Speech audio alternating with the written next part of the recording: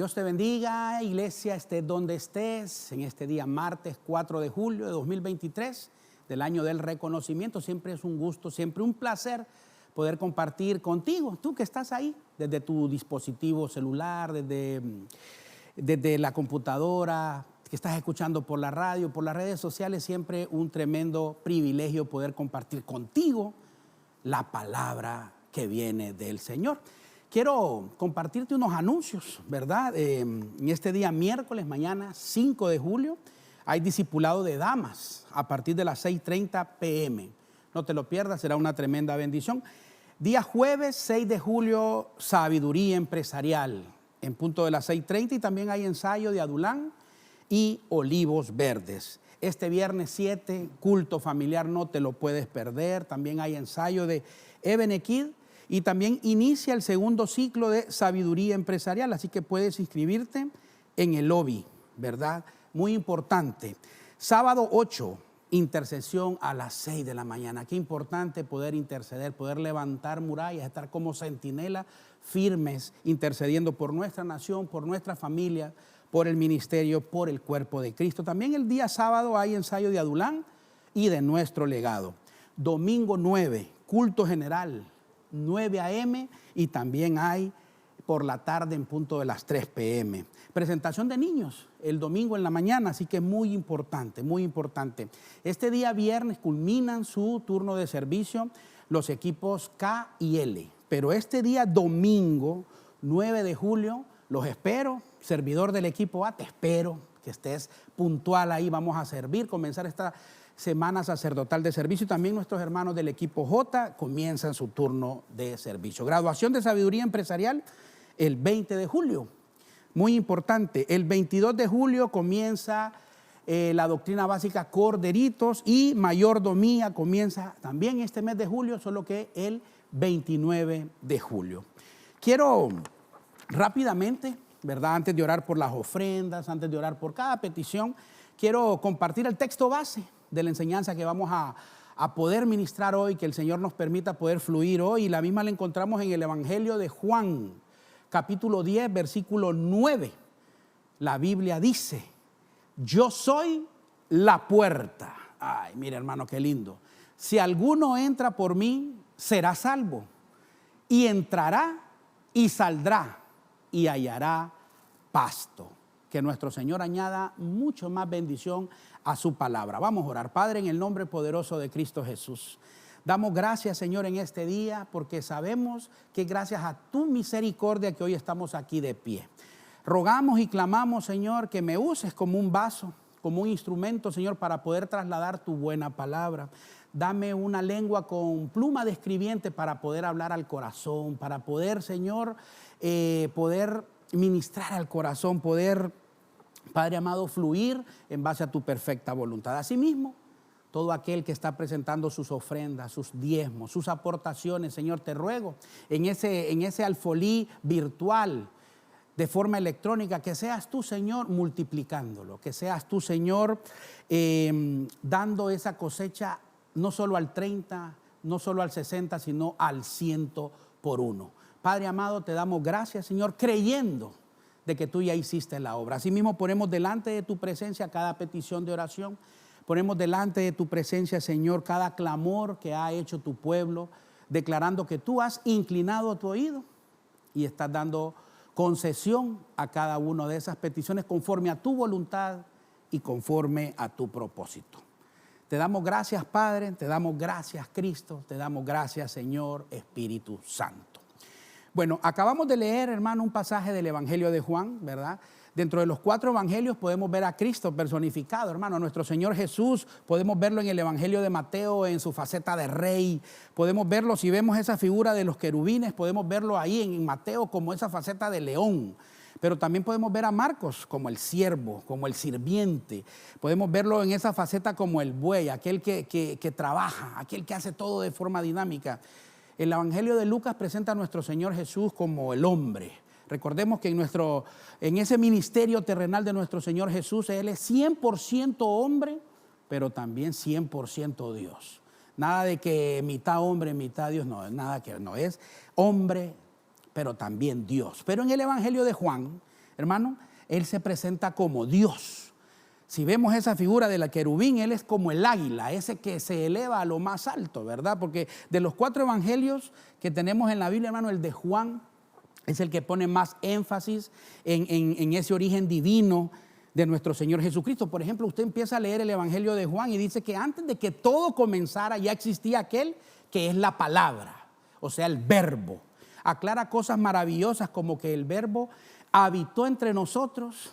Hermano, qué lindo, y fue como uno de nosotros. Mire qué cosa tan tremenda. En este evangelio es donde está registrado, sin temor a equivocarme, hermano, el pasaje más famoso de las Escrituras, Juan 3:16. Porque de tal manera nos amó Dios que dio a lo mejor, a su Hijo único. De tal manera lo dio. Esa frase de tal manera es hacer las cosas como nadie más las puede hacer. De tal manera es porque no había otra manera. Entregar a su Hijo lo más valioso. Qué cosa tan linda. Hablar de este escritor del Evangelio de Juan, ¿verdad? El mismo Juan, es hablar de alguien que vio a nuestro Señor Jesús en su ministerio de hombre. Lo vio transfigurado, también lo vio resucitado. ¿Y qué cosa? El mismo Juan, pero en el Apocalipsis lo ve glorificado. Qué cosa, hermano, es algo tremendo. Mire, el Evangelio de Juan, como es de todos conocidos, es muy profundo y muy particular. Es más, es el único evangelio donde no menciona ninguna parábola. Fíjense qué cosa, le voy a pedir a Rubén que me ayude, porque el evangelio de Juan es tan profundo que nos muestra el itinerario del Cordero. Eso lo podemos ver en Juan 1:29, ¿dónde? Vino Juan, no Juan el apóstol, sino que Juan el Bautista, y dice, y al siguiente día, tome ahí nota de eso, dice, vio Juan a Jesús que venía a él y dijo, he aquí el Cordero de Dios que quita el pecado del mundo. Mire qué cosa tan interesante. Pero si leemos más adelante, en el versículo 35, ¿verdad? Dice, al siguiente día. Tome nota de eso. Ahí nos está dando, esto es profundo lo de Juan. Dice, otra vez estaba Juan y 2 de sus discípulos. Si seguimos al siguiente versículo 36, dice, y mirando a Jesús que andaba por ahí, dijo, he aquí el Cordero de Dios. ¿Nota la diferencia? En el primero que leímos dice, he aquí el Cordero de Dios que quita los pecados del mundo, pero aquí ya solo dice el Cordero de Dios. O sea, en Juan 1, el que leímos anteriormente, habla de la primera venida de nuestro Señor Jesús, que vino con relación al pecado, como dice el libro de Hebreos, pero ya en su segunda venida ya no va a venir con relación al pecado, hermano, no. Él va a venir ya en otra faceta. Ahora, en Juan capítulo 2, versículo 1, mira qué cosa tan interesante. Dice, y al tercer día, vimos un día, vimos otro día, y ahora vemos al tercer día se hicieron unas bodas en Caná de Galilea y estaba ahí la madre de Jesús. Y más adelante dice, y Jesús y sus discípulos también habían sido invitados. O sea, ahí está el itinerario del Cordero. Habla de su primera venida, también nos muestra de su segunda venida, e inmediatamente después habla de que hay bodas, hermano. Mire qué cosa tan linda. ¿Por qué? Porque para el Señor un día son como 1000 años y 1000 años como un día. Después del sacrificio de nuestro Señor Jesús en la cruz han pasado 2023 años. Hermano, ya pasó un día, 1000 años, ya pasó otro día, 2000 años. Gózate porque ya estamos viviendo la madrugada del tercer día, donde se van a celebrar esas bodas del Cordero. Hermano, Cristo viene pronto por su iglesia. No sé si tú te la gozas. Mira, hablar de mapas espirituales en la Biblia, que no es el tema, está lleno. Por ejemplo, usted lee el libro de Ruth, es una cosa maravillosa. En el capítulo 1 dice que Ruth, figura de esa iglesia que tiene que ser redimida. Figura de nosotros, hermano. Dice que el capítulo 1 estaba en Moab. Eso es figura de estar en el mundo. En capítulo 2 dice que estaba en el campo de Booz. Booz es figura de Cristo. O sea, me habla de que ya en el capítulo 2, en el libro de Ruth, ya comenzamos a trabajar en el campo de Booz, o sea, a servir. Pero en el capítulo 3 dice que ya Ruth estaba en la era de Booz, o sea, donde hubo intimidad entre Ruth y Booz. Me habla de que ya no solo conocemos a Cristo, ya no solo servimos, sino que el siguiente itinerario de la iglesia que tiene que ser redimida es tener intimidad con el Rey, con Cristo. Pero en el capítulo 4 de Ruth, qué cosa tan linda, dice que hay un casamiento entre Booz y Ruth. Hermano, Cristo viene pronto por donde lo veamos, hermano. Mire, el mapa espiritual podemos ver desde Génesis, donde nos habla como creación, desde el Éxodo, que ya tenemos esa vida en el mundo, en Egipto, pero que tenemos que ser libertados. Habla de Levítico. Miren, en ese mismo orden ya habla de Levítico sobre que tenemos que ejercer nuestro sacerdocio, o sea, aprender cómo adorarlo a través de la ofrenda. En ese libro de Levítico, en Éxodo, Dios se acerca al pueblo, pero en el Levítico nos enseñan cómo el pueblo debe de acercarse a Dios a través de la ofrenda. En el libro de Números nos habla de la vida en el desierto. Hermano, vienen pruebas, tenemos que sobrellevarlas. En Deuteronomio nos hablan de la preparación de la iglesia para poder llegar a tierra prometida. O sea, no podemos conquistar promesas que ni siquiera conocemos. En el libro de Josué nos habla de conquistar las promesas, pero ¿sabes cómo? A través de una exigencia adicional, de esforzarnos y ser muy valientes. En el libro de Jueces nos habla de que tenemos que tener un autojuicio. Solo la iglesia que tiene un autojuicio es aquella que va a ser arrebatada. Y después de Jueces, hermano, viene el libro de Ruth. Otra vez lo relacionamos con el casamiento, con ese casamiento de Cristo y la iglesia. Ya en Primera de Samuel nos habla del reinado de Saúl. Es figura de ese reinado que va a tener el anticristo. ¿Por qué? Porque Saúl va en persecución de David el ungido. O sea, en los días de la gran tribulación, el anticristo va a dar persecución a los ungidos del Señor. Pero en segunda de Samuel nos habla del reinado de David, que es figura de Cristo reinando en el milenio. Tantas cosas, pero rápidamente para terminar con los itinerarios y esos mapas espirituales, podemos ver que el mapa del cristiano, el itinerario del cristiano lo podemos ver en 2 versículos que están en Primera de Tesalonicenses capítulo 1, versículo 9 y 10. Si lo vemos aquí, hermano, Primera de Tesalonicenses capítulo 1, versículos 9 y 10, podemos ver, mire el itinerario del cristiano. Usted que es cristiano, usted que es pueblo de Dios, tiene que ver cuál es su itinerario en esta tierra. Dice, porque ellos mismos cuentan de nosotros la manera en que nos recibiste. Este es el primer paso del cristiano, recibir al Señor. ¿Y cómo os convertiste? Segundo paso es conversión. ¿En qué nos estamos convirtiendo, hermano? De los ídolos, dice, a Dios para servir al Dios vivo y verdadero. ¿Vio qué lindo el itinerario del cristiano? Recibir al Señor, convertirse, servir. Y en el versículo 10 dice, hermano, no podemos dejar ese itinerario que dice, y esperar de los cielos a su Hijo, al cual resucitó de los muertos, a Jesús, quien nos libra de la ira venidera. Así que la Biblia, hermano, es algo tan lindo que está llena de mapas espirituales, itinerarios, pero este Evangelio de Juan, así como vimos que tenía ese itinerario del Cordero, que lo acabamos de ver, podemos ver de que también nos muestra en alegoría los 7 yo soy de Cristo. Él dijo, yo soy la luz del mundo. Hermano, nuestra vida está totalmente en tinieblas antes de conocer a Cristo, pero cuando Él llega, Él empieza a iluminar, Él empieza a ver dónde está el caos y empieza a ordenar nuestras vidas. También dice, yo soy el verdadero pan. Hermano, nuestro Señor Jesús es el verdadero maná que descendió del cielo. Hablar de Cristo y el pan es hablar de una ecuación divina, o sea, una ecuación de multiplicación. Sí, porque cuando apareció Cristo y los panes empezaron a haber multiplicación de 5,000 en una, 4,000 en otra. Hermano, es una cosa tremenda hablar de yo soy la vid verdadera. Ay, hermano, cuando usted reconoce que Cristo es la vid verdadera, es cuando ya es enseñado de que fuera de Cristo nada podemos hacer. Sí, tenemos que entender, tenemos que reconocer en el año del reconocimiento que Dios sin nosotros, Cristo sin nosotros, sigue siendo Dios y todopoderoso. Pero que usted y yo, sin Él, no somos nada. Ay, qué cosa tan tremenda, hermano. Mire, títulos, dinero, herencia, recursos, todo es importante. Pero si no tenemos a Cristo, prácticamente no tenemos nada. Dijo el apóstol Pablo en una de sus epístolas, estoy como pobre, dice, pero enriqueciendo a muchos. Como no teniendo nada, pero como tengo a Cristo, lo tengo todo. Qué cosa tan preciosa, hermano. Otro yo soy de Jesús, que está en el Evangelio de Juan, yo soy el buen pastor. Cuando el Señor es su pastor, nada le faltará. ¿A cuánto le falta algo aquí?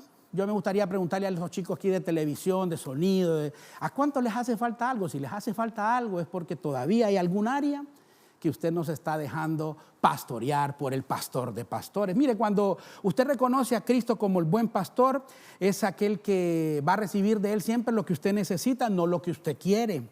El buen pastor lo llevará a descansar en verdes pastos y nos conducirá en aguas tranquilas, hermano.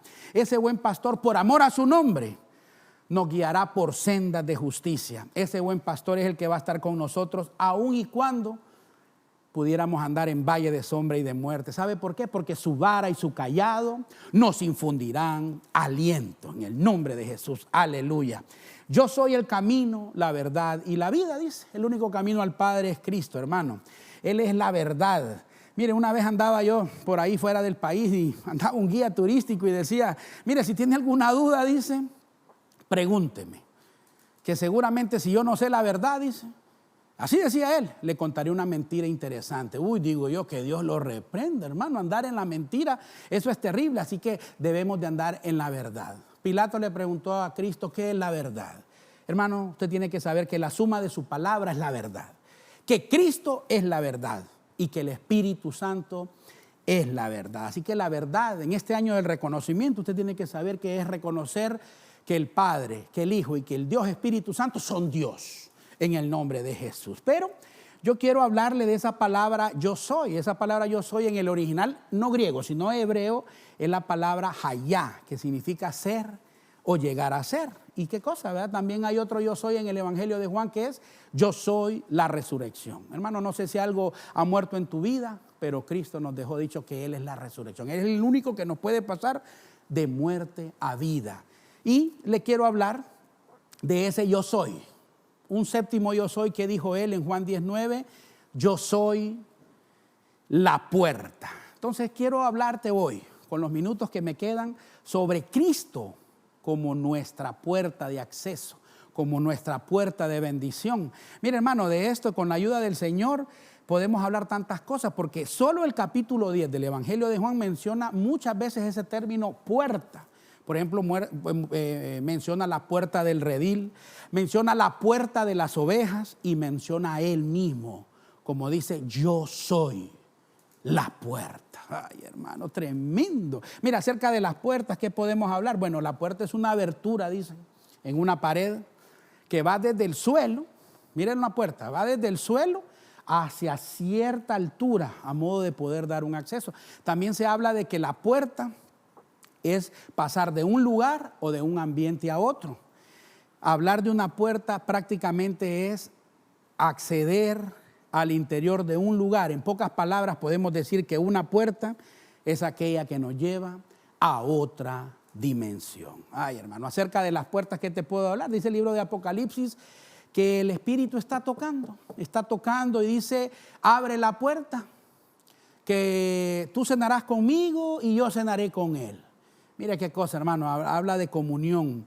Dice el Salmo 84:10, escogería, decía el salmista, antes estar a la puerta de la casa de mi Dios, porque mejor es un día en tus atrios que 1000 fuera de ellos. ¿Te has puesto a preguntar por qué mejor un día en sus atrios y no mejor un día en el lugar santísimo? Ahí te lo dejo de tarea, hermano. Mira, debemos estar a la puerta. ¿Sabes por qué? Porque en el libro de los Hechos nos habla de un cojo. Del templo de la Hermosa, dice, de la puerta de la Hermosa, que estaba a la puerta. Ese no entraba, hermano. ¿Sabes qué? Los que no entran por ese acceso son los cojos espirituales. Hermano, debemos de entrar. Mire, dicen que a ese cojo lo llevaban y lo ponían. Son aquellos que tienen que andarlo llevando, poniendo. Son aquellos que no están interesados en el milagro, están puesta su mirada en la limosna. Son aquellos que pecan, pero no parecen. Son aquellos que se dicen cristianos, pero no lo son. Hermano, para poder tener a Cristo en nuestro corazón, debemos de pasar por esa puerta. Así que la Biblia menciona cualquier cantidad de puertas, pero yo me voy a enfocar hoy en 7 puertas que son figura de nuestro Señor Jesús, en la cual nos muestran esa puerta, esa bendición, esos accesos que Él nos dará como pueblo de Dios. Así que acompáñenme al punto número 1 y vamos a leer Génesis 6:16. Dice la palabra del Señor. Punto número 1, dice, una ventana harás al arca y la acabarás a un codo de elevación por la parte de arriba. Y pondrás, mire, la puerta del arca a su lado y le harás piso abajo, segundo y tercero. Entonces, como primer punto tenemos que hablar a Cristo como nuestra puerta del arca, hermano. Ay, hermano, cuando nosotros hablamos del arca, no podemos dejar de relacionar a Noé. Entonces esta arca esta puerta del arca, este acceso, lo vamos a relacionar mucho con la salvación. ¿Por qué? Porque Noé fue salvo de un juicio. Entonces, este primer punto tenemos que valorarlo como la salvación. ¿Qué podemos hablar del arca? Bueno, el arca es sinónimo de tomar riesgos. ¿Por qué? Porque a Noé lo pusieron a hacer el arca, hermano,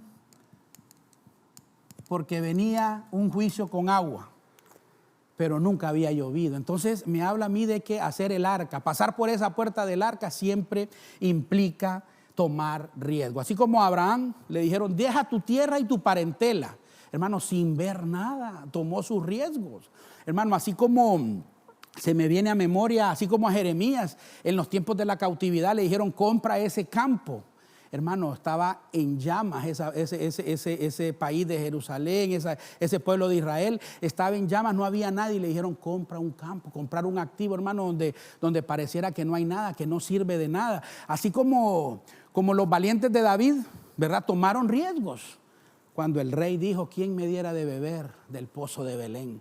Hermano, si queremos pasar por esa puerta del arca, sí, hay que tomar algunos riesgos, hay que dejar la comodidad, hay que salir de la zona de confort, porque si queremos alcanzar nuestra salvación, tenemos que cambiar ciertos hábitos. Dice la Biblia que aquellos que llevaban, 4 amigos que llevaban a su amigo enfermo, paralítico, dice que querían ir donde Jesús, querían ir al milagro, pero dice que estaba todo lleno.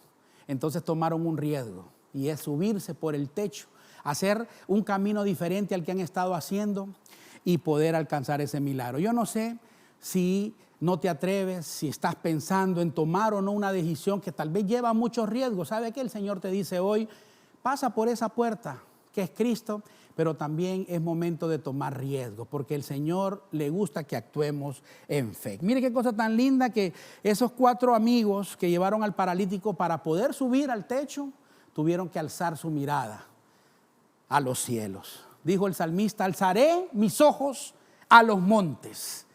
¿De dónde vendrá mi socorro? ¿Sabes qué? Nuestro socorro, el tuyo y el mío, viene de Jehová, que hizo los cielos y la tierra. Mira que yo trabajo en lo que es en el ramo de seguros. Yo trabajo en el rubro de seguros y hay una frase muy popular en ese rubro. Dice, mira, no te enfoques tanto en el seguro, enfócate mucho en el riesgo que vas a asegurar. Así que si queremos tener un buen resultado en esta parte, hermano, debemos de por ahí dejar lo seguro y asumir algunos riesgos. El arca y su relación con algo nuevo que va a pasar. ¿Sabes por qué? Porque cuando pasamos por esta puerta, hermano, viene algo nuevo. Entonces, cuando nosotros pasamos por esta arca de salvación que es Cristo, empieza una vida nueva, algo nuevo, nuevas experiencias, hermano. Pero tenemos que valorar de que si no la cruzamos, tú que no conoces aún del Señor, tienes que valorar que si quieres algo nuevo, tienes que asumir ese cruce. Dice que el arca era calafateada. Vamos a ver si lo escribimos por acá. Dice que el arca era calafateada. Calafateada. Esto me habla a mí de protección. Esto me habla a mí de poder sellar fisuras. En el libro de Nehemías dice que las zorras eran expertas en hacer fisuras. Hermano, el libro de los Cantares nos muestra de que tenemos que atrapar esas zorras, esas pequeñas zorras para que no echen a perder nuestro viñedo. Si lo vemos en la parte familiar, esos pequeños detalles, hermano, tenemos que atenderlos. ¿Para qué? Para no perder el gozo dentro de nuestra familia. Hermano, no seamos como Sansón.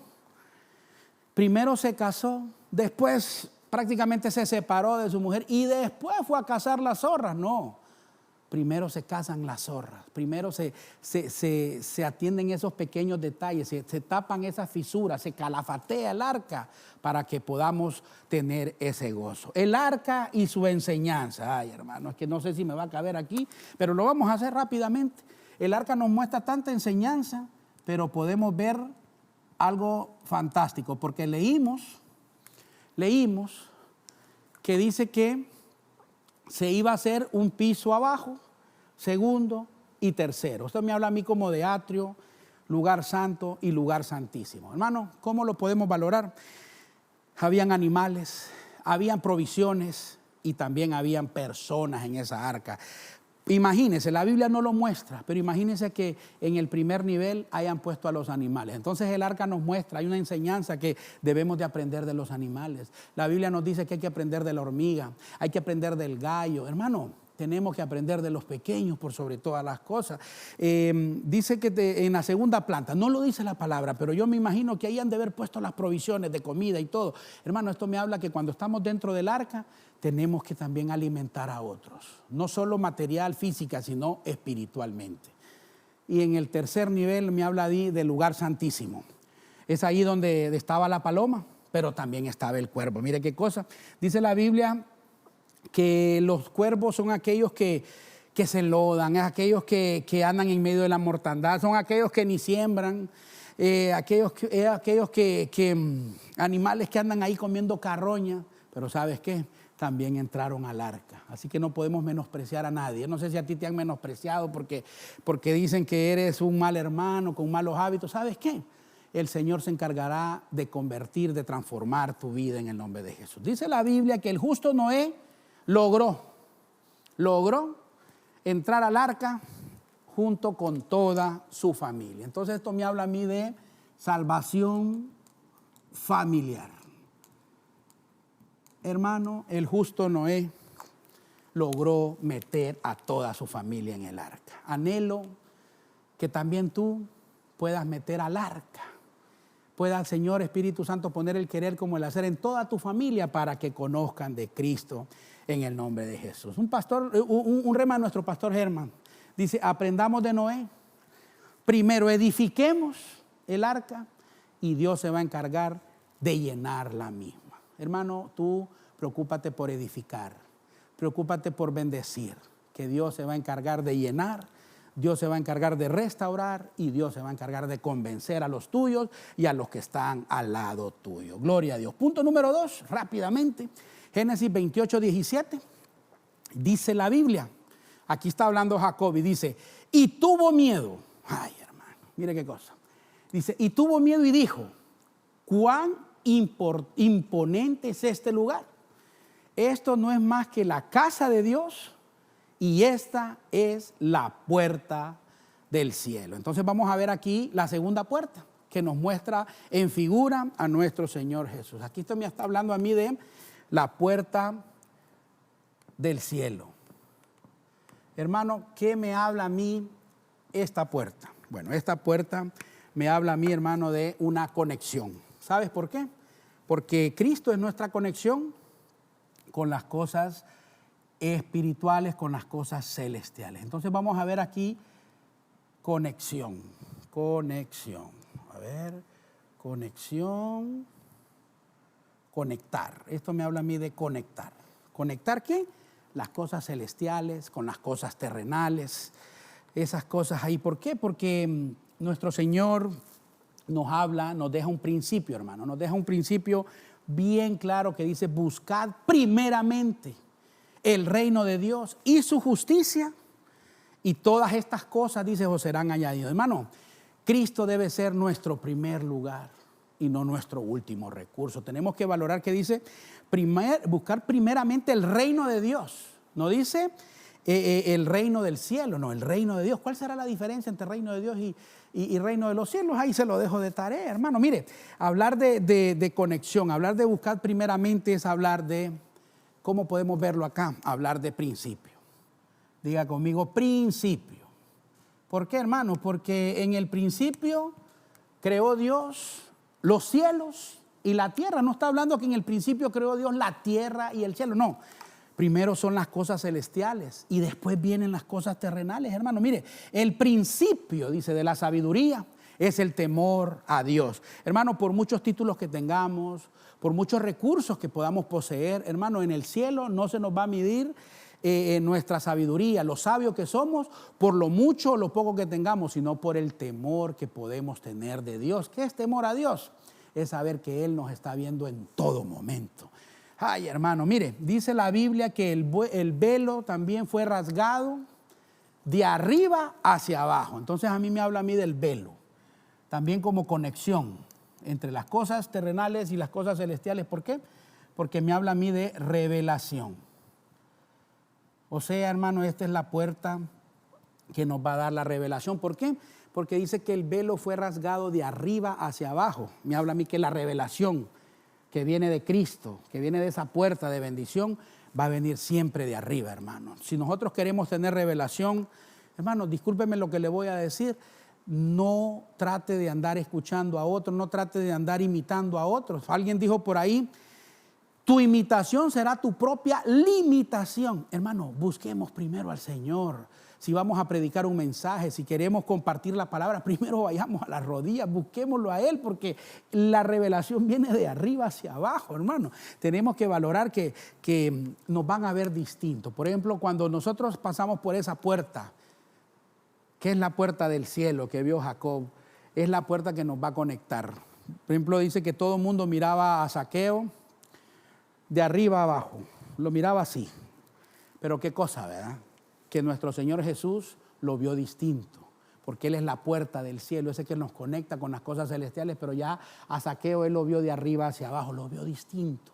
Hermanos, así nos van a ver a nosotros. Mire, hablar de que el pueblo hebreo en medio del desierto venía siendo perseguido por Faraón, que es figura de Satanás, que Dios lo reprenda. Dice que por atrás traía a Faraón y su ejército, por aquí había un desierto y por aquí otro desierto, y enfrente estaba el mar rojo, o sea, estaba acorralado.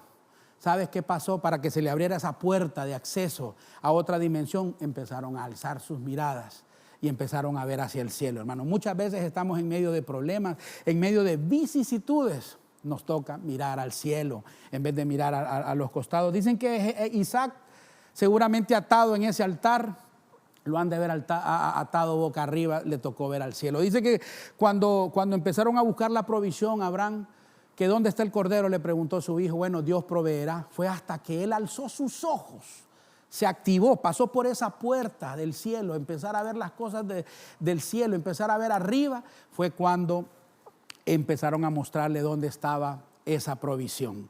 Así que, hermano, tenemos que alzar nuestros ojos porque aún hay tiempo. Porque en la parábola de Lucas 16 hay un rico que empezó a alzar sus ojos, pero ya estando en un lugar de tormento. Así que cuando entremos en esta puerta, hermano, nos damos cuenta que nada tenemos como ser humano. Nos damos cuenta que todo lo que tenemos, toda buena dádiva y todo don perfecto, todo proviene del Señor. Todo proviene de Dios. Dijo Juan el Bautista, nada bueno tiene el hombre que no le haya sido dado de allá arriba del cielo. Punto número 3, rápidamente, hermano. En Éxodo 26:36 dice, harás para la puerta del tabernáculo una cortina de azul, púrpura, carmesí y lino torcido, obra de recamador. Bueno, entonces aquí vamos a hablar de otra puerta, en figura de nuestro Señor Jesús. Recuerda que hoy estamos viendo de que Él es la puerta. Entonces estamos hablando de que en figura también Él es la puerta del tabernáculo. Ay, hermano, tabernáculo. Ay, aquí me confundí un poquitito. Vamos a ver aquí rapidito. Puerta del tabernáculo, tabernáculo. Mire qué cosa tan linda. Recuerda que en el libro del Éxodo, nuestro Señor Jesús se interesaba por acercarse a su pueblo, pero con el tabernáculo, ¿verdad? Con el tabernáculo, Él estaba creando una plataforma para que en vez de Él acercarse al pueblo, sea el pueblo acercándose a Dios. Pero ¿qué nos enseña esta puerta del tabernáculo? Nos muestra, hermano, esta puerta del tabernáculo nos muestra nuestra labor sacerdotal. Porque ¿quiénes iban a ministrar en este tabernáculo? Eran los sacerdotes. Entonces, hermano, cuando nosotros entramos por esa puerta del tabernáculo, es cuando se activa esa parte que ya está predestinada en nosotros, porque dice que nosotros somos reyes y sacerdotes para Dios a través de ese sacrificio de Cristo. Entonces, cuando nosotros entramos en esa puerta del tabernáculo, empezamos a poder ministrar como sacerdote. ¿Qué hacía un sacerdote? Bueno, lo primero que hacía un sacerdote en el tabernáculo era entrar por la puerta. ¿Pero qué más hacía? Hermano, en el altar de sacrificio. Dice que había un altar de sacrificio. Es ahí, hermano, donde el sacerdote ministraba la ofrenda. Pero nosotros, en esa aplicación, ¿sabe qué hacemos? Es entender el sacrificio de Cristo. Cuando nosotros pasamos por ese altar de sacrificio, podemos entender de que no es por obras, sino por la obra redentora de Cristo Jesús, que no es por fuerza, sino que es por su gracia, que no es por nuestra sabiduría, sino que es por su perdón, hermano. Cuando nosotros ya entendemos esa parte, entendemos de que no tenemos nada muchas veces, pero con Él lo poseemos todo. ¿Qué más había en el atrio? En el atrio también estaba el lavatorio, un lavatorio donde el sacerdote se lavaba sus manos, se limpiaba. Esto me habla a mí de figura del bautismo.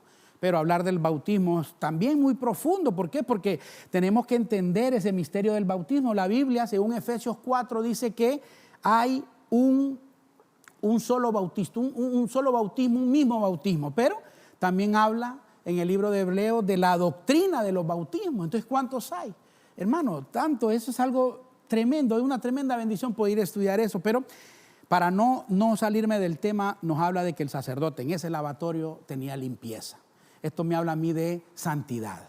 Hermano, en los últimos tiempos van a decir paz y seguridad, pero Cristo nos llama a que vayamos en búsqueda de la paz y la santidad, hermano. Mire, una vida de santidad no es más que una vida para apartarse para Dios. No seamos como Lot, que se apartó de Abraham.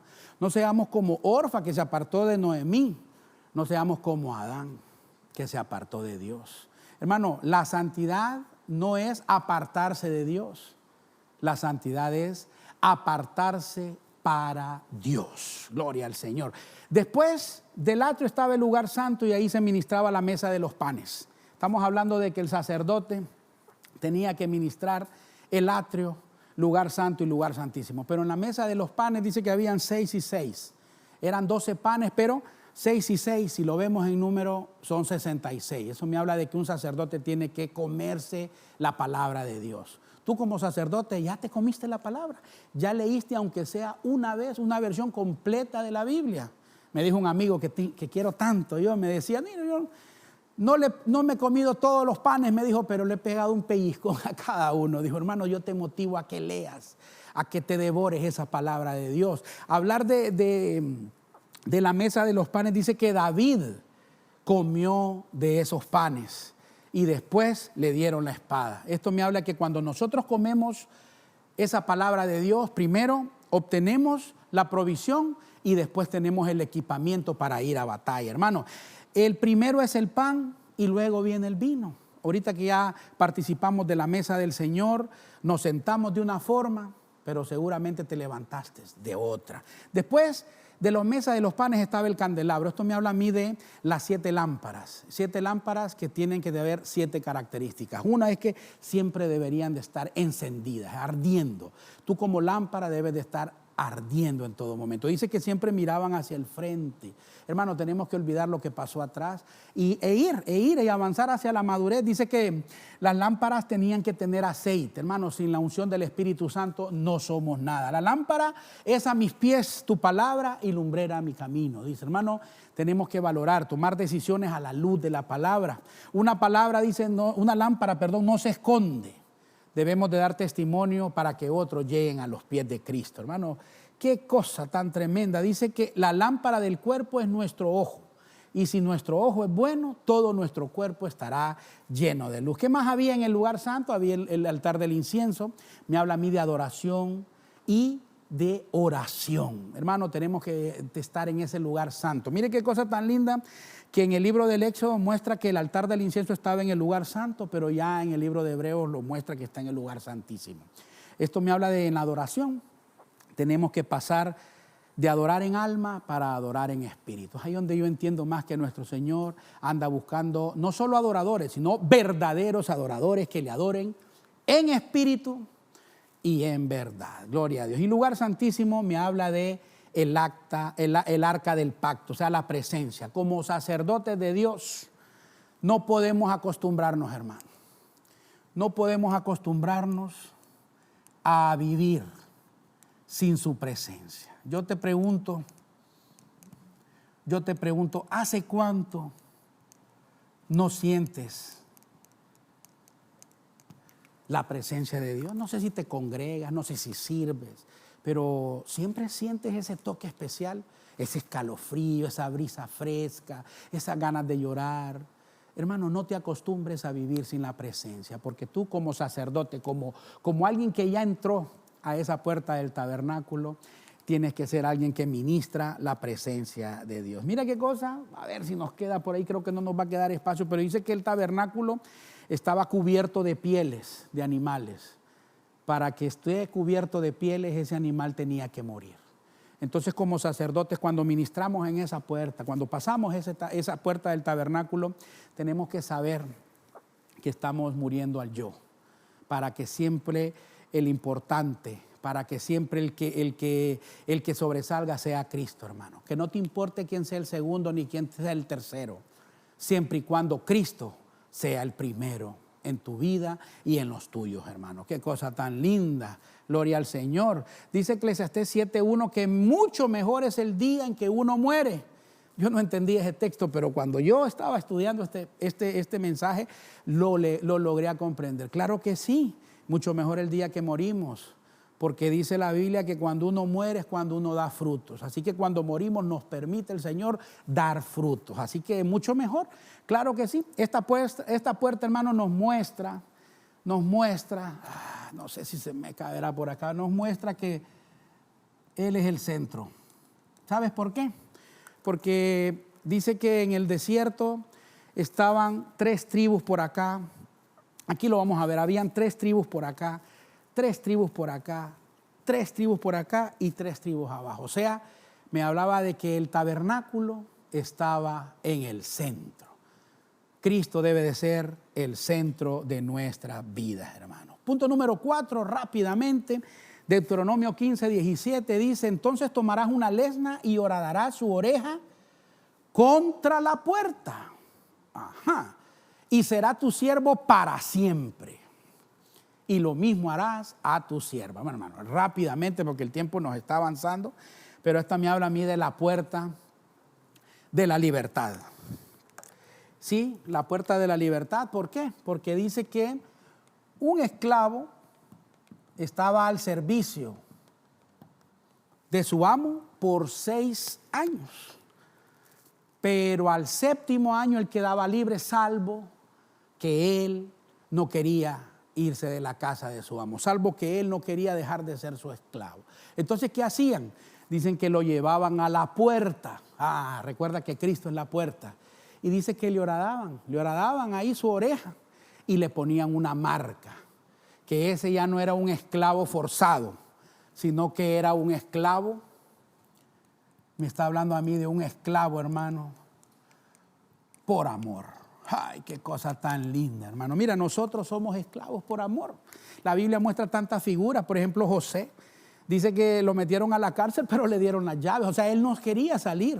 ¿Sabes por qué? Porque es figura de ese esclavo por amor, hermano. Tantas cosas que puedo ver como José, que a pesar de estar esclavizado, a pesar de estar encarcelado, él no quería salir de la cárcel. ¿Quién otro podemos ver? A Pablo. Pablo, en medio de cadenas, en medio de cárceles, era más libre que muchos de los otros. Dice que hay un pasaje entre Pablo y Agripa, donde Agripa, siendo rey, estando libre aparentemente, era un esclavo del pecado. Qué cosa, ¿verdad? Que cuando Pablo pasó por esa puerta, dejó la esclavitud de la religiosidad y Pablo pasó de ser un perseguidor de la iglesia a ser un edificador, un perito arquitecto de la iglesia. Así que qué lindo, hermano, ser esclavo por amor. Qué lindo es que a ti nadie te obligue a ir a la iglesia, nadie te obligue a servir, a ti nadie te obligue el ir a predicar la palabra. Hermano, ¿sabes por qué?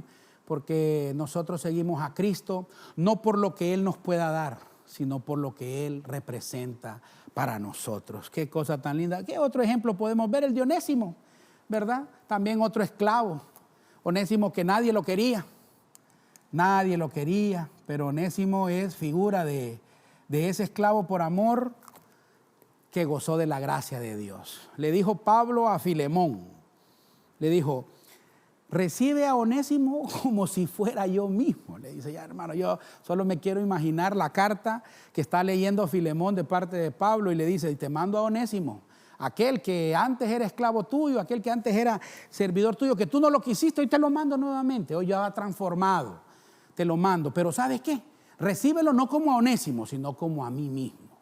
Si en algo él te debe, si en algo te tiene que pagar algo, ponlo a mi cuenta, le dijo Pablo. Hermano, es como estar escuchando a nuestro Señor Jesús escribiéndole al Padre y decir, ahí te mando a tu siervo, a Edwin. Sé que falla, sé que muchas veces te decepciona o casi siempre, pero ¿sabes qué? No lo recibas como a él, sino como a mí. Y si en algo él te debe, ponlo a mi cuenta. Qué cosa tan linda, hermano. ¿Cómo no ser esclavos por amor? Y mire, hay otras figuras tan lindas, solo que el tiempo nos avanza y el espacio también aquí ya no lo vemos, pero podemos ver que esclavos por amor nos dan la libertad, el diezmo. Tómelo con mucha madurez. Si no le sirve, no lo tome. Pero yo puedo ver a un pueblo de Dios esclavo por 400 años. Pero dice que pasó 40 años en el desierto y luego pasó a un nuevo nivel, la vida en abundancia. 40 entre 400 a mí me habla de un 10%. O sea que cuando usted diezma, está mostrándole a las potestades, al mundo espiritual, que usted es un esclavo por amor. Fíjate que me puse a estudiar, no es el tema, pero yo encontré 10 figuras del diezmo. Hermano, no te las voy a mencionar todas, pero recuerdo que habían 10 leprosos y solo regresó uno. Uno entre 10 es el 10%. ¿Sabes cómo regresó? Regresó limpio al Señor y regresó con agradecimiento. Dice que en los tiempos de Nehemías, la ciudad de Jerusalén estaba en llamas. Ay, hermano, dicen que hacían suerte para que 1 de cada 10 habitara en esa ciudad, porque nadie quería habitar cuando el pueblo había regresado. Y dicen que bendecían, se llenaban de gozo y alegría cuando aquellos que regresaban de forma voluntaria lo hacían con gozo y alegría. Eso me habla a mí de que el diezmo se debe dar con alegría, con gozo. Muchos preguntan si nuestro Señor Jesús diezmó o no diezmó. Bueno, la Biblia no lo muestra, pero yo lo que sí puedo ver es que Él, en su ministerio terrenal, habitó aquí con nosotros 33 años y medio, pero comenzó su ministerio a los 30. Entonces me habla a mí de que ministró 3 años y tenía 30. 3 entre 30 me habla a mí de un 10%. O sea, esto tómelo con mucho, esto yo lo muestro, no me lo muestra la Biblia, pero yo considero que nuestro Señor Jesús ofrendó totalmente su vida y diezmó su ministerio. Esclavos por amor. Qué cosa tan linda. Vamos a avanzar rápidamente, ¿verdad? Esclavos por amor nos convierte en esclavos de Cristo, pero libres del pecado. Punto número 5, Mateo 7:13 dice, entrad por la puerta estrecha. Ay. Dice, porque ancha es la puerta y espacioso el camino que lleva a la perdición, y muchos son los que entran por ella. Entonces, rápidamente vamos a ver aquí, hermano, que la siguiente puerta que el Señor nos quiere ver es la puerta estrecha. Esta puerta estrecha es bien interesante porque dice que la Biblia muestra que hay otro tipo de puertas. Hay una espaciosa, más cómoda. Entonces aquí me habla de esta puerta que va a señalar o va a diferenciarnos de los muchos. ¿Sabes por qué? Porque dice la Biblia que pocos son los que entran en ella. Hermano, cuando nosotros pasamos por esta puerta, pasamos de ser de los muchos a los pocos. ¿Sabes por qué? Porque muchos son los llamados, pocos los escogidos. Muchos siguen a Jesús, pero pocos sacan virtud de Él. Hermano, muchos asisten a la clase, pero pocos aprenden del maestro. Muchos dicen gracias, pero pocos son agradecidos. ¿Sabes qué? Con Cristo hay que ser agradecido en todo momento. Mire, la puerta estrecha y la puerta ancha nos habla de 2 opciones, pero debemos de escoger una. Entonces esto me habla a mí de que cuando pasamos por esta puerta estrecha nos habla de que nosotros debemos de definirnos. O sea, definición. O le sirves o no le sirves. Hermano, o le adoras o no le adoras. Dijo el Señor, o están conmigo o en contra mía. O sea, hermano, me habla a mí de que esta puerta de la definición, o le damos todo al Señor o no le estamos dando nada. Sí, tenemos que definirnos, hermanos, tenemos que estar definidos. Por ejemplo, ¿quiénes estuvieron definidos en la Biblia? Yo puedo ver a Ruth. Dice que Ruth estuvo definido, sí. Porque ambas lloraron, Orfa y Ruth lloraron ante Noemí, porque se iban. Pero solo Ruth siguió a Noemí, le dijo, tu Dios será mi Dios, tu pueblo será mi pueblo. Hermano, tenemos que estar definidos. Por ejemplo, ¿quién más? Josué, definido. Dijo Josué, yo y mi casa serviremos al Señor. Hermano, eso es estar definido, hermano. Saber lo que uno quiere es una tremenda bendición. Dice que Abraham se definió. ¿Se fue? Abraham se definió y se fue a Canaán. Pero Lot no se definió. Entonces, hermano, si usted analiza cómo les va a cada uno después de que se separan, Abraham se resulta con una gran bendición, mientras que Lot, hermano, empezó a enredarse en los negocios turbios que le mostró lo que es Sodoma. Así que la puerta estrecha nos habla de definición, nos habla de que pasamos de ser muchos a ser pocos. Punto número 6, yo quiero hablarte de Hechos 14:27. Dice la Biblia, y habiendo llegado y reunido a la iglesia, refirieron cuán grandes cosas había hecho Dios con ellos y cómo había abierto la puerta de la fe. Ay, hermano, entonces vamos a hablar rápidamente de la puerta de la fe porque el tiempo nos está avanzando. Y entonces la siguiente figura que podemos ver a nuestro Señor Jesús como la puerta es la puerta de la fe. Hermano, esta es la puerta que nos muestra o nos pone en una situación de agradar a Dios, porque sin fe es imposible agradarle. Entonces, cuando nosotros atravesamos esta puerta, nos habla de que estamos agradando a Dios. Hermano, recordemos, hermano, que nosotros no éramos pueblo. Ahora gozamos y disfrutamos de las promesas que Dios tiene para con su pueblo. Dice que somos injertados. Acebuche, nos dice la Biblia, somos los gentiles que gracias a nuestro Señor Jesús, que es la puerta de la fe, nos abrió el camino al Padre. Entonces ese acceso que nos dio camino al Padre, la puerta de la fe. Qué cosa tan linda, hermano. Tenemos que valorar, activar la fe, porque sin fe es imposible agradar a Dios. Mire, debemos de caminar en el Espíritu. Dice, ¿por qué? Porque por fe andamos y no por vista. Entonces esta puerta vamos a tener que andar por fe andamos y no por vista. Dice también, esta puerta de la fe nos va a activar de que vivimos y no morimos. ¿Sabe por qué? Porque el justo por la fe vivirá. Entonces por la fe vamos a vivir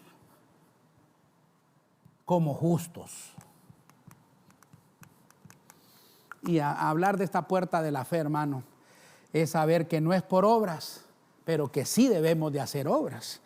Dice el libro de Santiago, muéstrame tu fe sin obras y yo te mostraré las obras que hago por medio de la fe.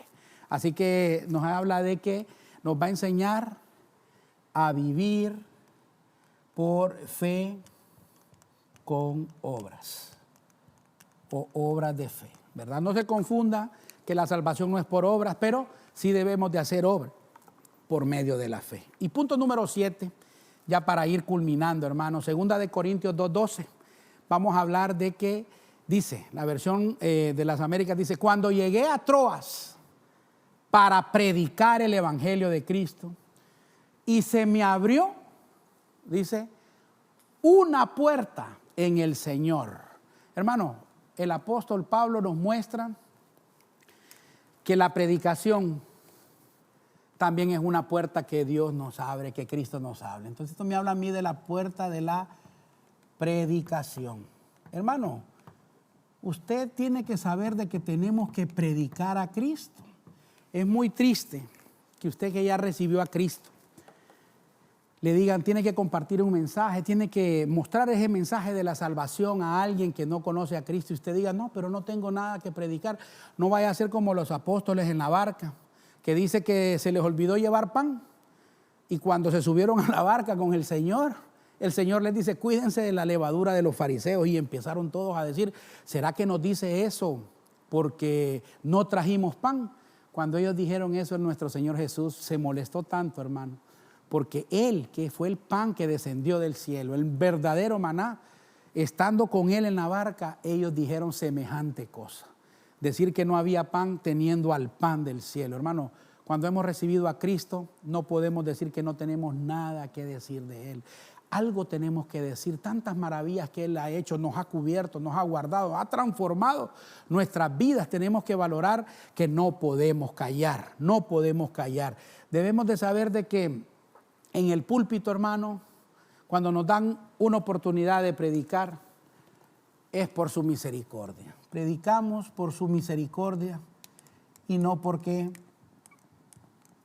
podamos merecer algo, hermano. Tenemos que valorar que si nosotros no tenemos ningún testimonio que dar, es porque tal vez no lo queremos hacer. Recuerda que la palabra dice que si nosotros calláramos, las piedras hablarían. Mire que ahorita anduve por ahí dando una vueltecita y fuimos a un lugar turístico y todo el mundo se tomaba fotografías, todo el mundo probaba de la gastronomía de ese lugar, pero apareció una mujer, no fueron dos ni fueron tres, fue una, y empezó a predicar la palabra de Dios y dijo una frase, hermano, cortita pero poderosa. Dijo, el hombre en el mundo está encarcelado, pero con Cristo será liberado.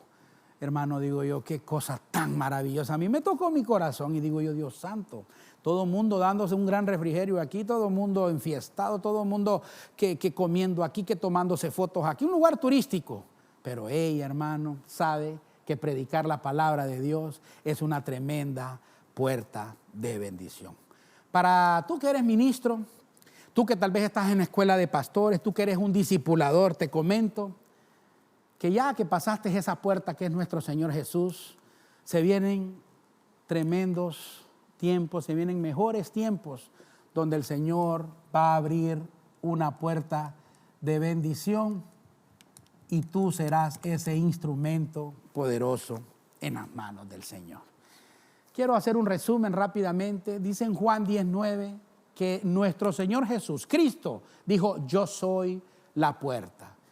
Tantas aplicaciones que podemos ver, pero Él es nuestra arca, es la puerta del arca donde encontramos salvación, donde hay que tomar riesgos. Sabemos que debe de estar calafateada, sabemos que algo nuevo vendrá en esa puerta, sabemos que hay una enseñanza poderosa.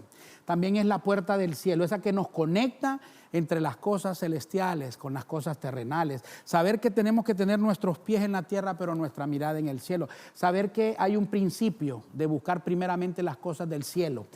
Saber que el velo fue rasgado de arriba, o sea, del cielo hacia abajo. Eso me habla de revelación. Cuando pasamos esa puerta sabemos que todo proviene de Dios. Está la puerta del tabernáculo. Sabemos que en esa puerta Él es el centro de nuestras vidas. Ministramos como sacerdotes y no podemos menospreciar la presencia ni acostumbrarnos a vivir sin su presencia porque vamos a ministrar en el mismísimo lugar santísimo. También habla de la puerta de libertad, donde nos enseñan a ser esclavos por amor, así como José, como Pablo, como Onésimo.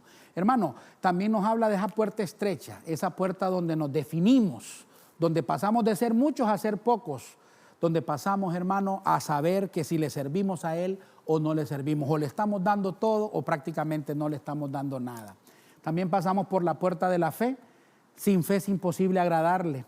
Sabemos que la fe es aquel acceso que nos da el camino al Padre. Sabe que por fe andamos y no por vista. Sabemos que el justo vivirá por la fe. Sabemos que no es por obras, pero sí debemos de hacer obras por medio de la fe que se manifieste en nuestra salvación y nuestra conversión. Y también sabemos que hay una puerta grande de bendición, que es la puerta de la predicación. Debemos de predicar en todo momento a nuestra familia, a nuestros compañeros, a nuestros empleados, a nuestros subalternos, hermanos, a nuestros amigos. Tenemos que predicar en todo momento la palabra de Dios. Cierro con esto. Apocalipsis capítulo 3, versículo 8, dice la Biblia: yo conozco tus obras. Mira, he puesto delante de ti una puerta abierta que nadie puede cerrar, porque tienes un poco de poder, has guardado mi palabra y no has negado mi nombre. Tú que estás recibiendo este mensaje y que aún no conoces del Señor, yo quiero decirte, así como dice Apocalipsis capítulo 3, versículo 8, que Cristo es el que te va a abrir esa puerta que nadie puede cerrar. Si aún no has pasado por esa puerta de bendición, esa que te va a traer salvación, que te va a traer conexión, que te va a traer adoración, libertad, que te va a definir en este mundo, que te va a activar la fe hasta ser un instrumento para predicar la palabra, yo te motivo hoy que si no conoces de Cristo, puedas recibirlo hoy. Y tú, que tal vez te has alejado, tal vez las vicisitudes de la vida han hecho que le des la espalda al Señor, te motivo a que regreses. Recuerda, lo importante no es por qué te fuiste, lo importante es que estás regresando. Así que yo bendigo tu vida si estás aceptando al Señor, si te estás reconciliando. Recuerda que el Señor tiene los brazos abiertos. Recuerda que en Cristo hay esperanza, en Él hay un mañana. Yo bendigo tu vida y declaramos que lo mejor viene para tu vida. Recuerda, Cristo es esa puerta que está abierta y que nadie te la va a poder cerrar. Que Dios te bendiga y que Dios te guarde. Padre, en el nombre poderoso de Jesús hemos compartido tu buena palabra. Gracias por mostrarnos ese acceso. Gracias, Cristo, por ser esa puerta de bendición. Bendecimos desde ya esta palabra y declaramos que no regresará vacía. Declaramos en el nombre de Jesús que hoy nos has equipado para poder hacer tu perfecta voluntad. Te damos gracias, Padre, gracias, Cristo, gracias, Dios, Espíritu Santo. Recuerda, aún no has dado tu mejor beso, aún no has dado tu mejor abrazo y aún no has tenido tu mejor día, porque lo mejor de Dios está por venir para tu vida. Saludos y múltiples bendiciones.